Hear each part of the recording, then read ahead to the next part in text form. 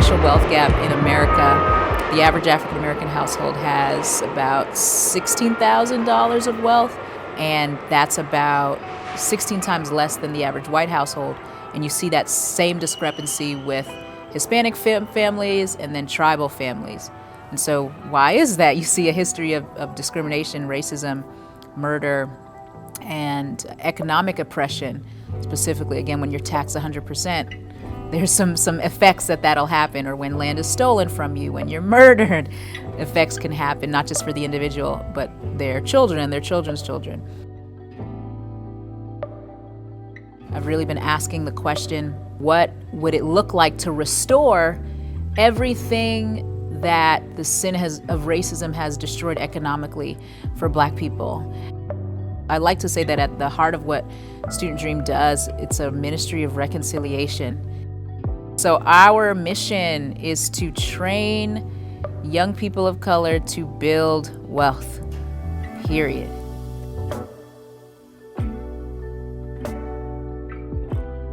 After Student Dream, I wrote a book, started a podcast, started a youth organization where I worked with students in shelters, and I was a vendor for New York City STH, Students in Temporary Housing. This has been enhanced by Student Dream and the new identity I had, the new confidence I had in my ability, because it's just opening your eyes and opening your world. It's like unlocking boundaries that really you didn't even know were there. I'm just so excited about the tangible, practical impact that Student Dream's curriculum, their network, their mission and vision and goals. I mean, they're addressing a massive issue, right? The racial wealth gap. They're addressing it in a very practical way, which is helping equip people with knowledge and skills and habits to develop a healthy financial lifestyle. And if you can teach a high school student, about what it means to take out a loan and what interest rates are and what, credit cards, how they operate, how that debt goes. If you teach them how to save and how to, connect their life goals with their financial goals and see that those are really intertwined. That's like changing the trajectory of someone's life. And Nana and Student Dream helped dig up who they were and dig up their strengths. And so to be able to realize okay, this is more probable than I thought it was, and it's definitely possible, really gives you the inspiration to not only keep surviving, but to really know you can thrive.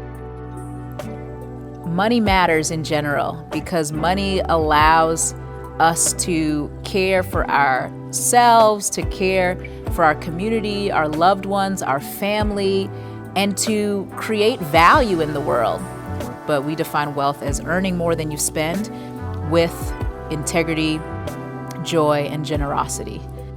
We get all the way to wealth by starting with dignity and starting with identifying what are the gifts and talents that God has uniquely given me to put to work and be a blessing to people, to places, to things, whether it's through the arts, architecture, teaching, health.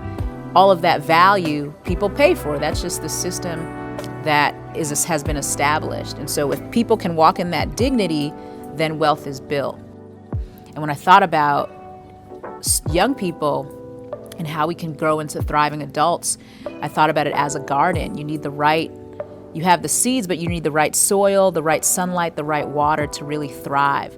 And there's a lot of communities, not just in Brooklyn, but across the world, that are distressed because of many reasons, but one of the reasons is they're not getting the right economic watering, the right economic soil, the right sunlight that allows them to thrive. And that's, where Student Dream comes in.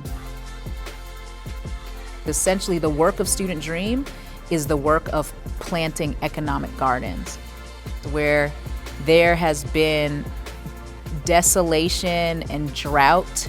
I want to see economic gardens in every Black and brown community across the world.